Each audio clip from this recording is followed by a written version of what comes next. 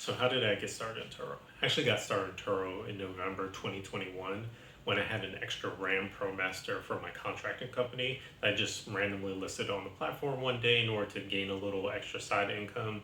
And I rented it out every now and then, a couple times a month throughout the year. And it wasn't until this past December in 2022 when I actually started to take the platform seriously. So in order to prepare for dedicating a lot more time and actually turning my Turo side hustle into a Turo business, I actually did a lot of research a few months in advance.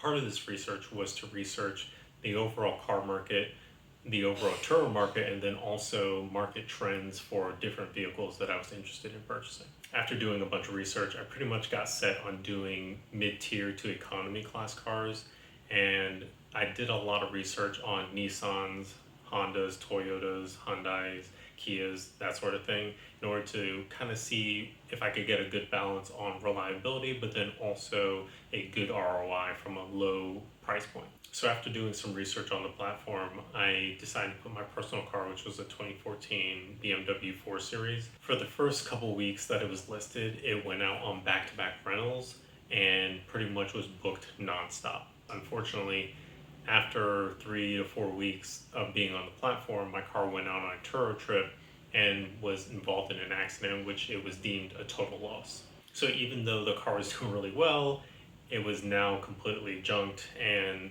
that was pretty much the end of that story.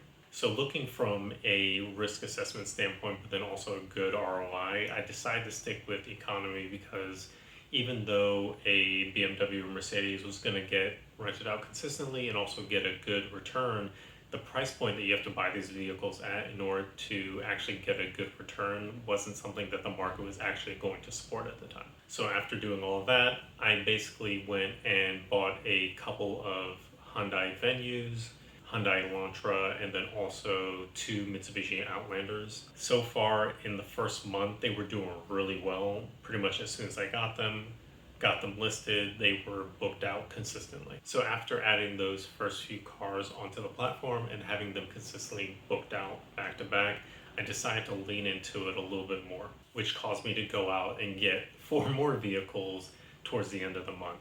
The 3 Nissan Sentras I got, and then also the Toyota Corolla.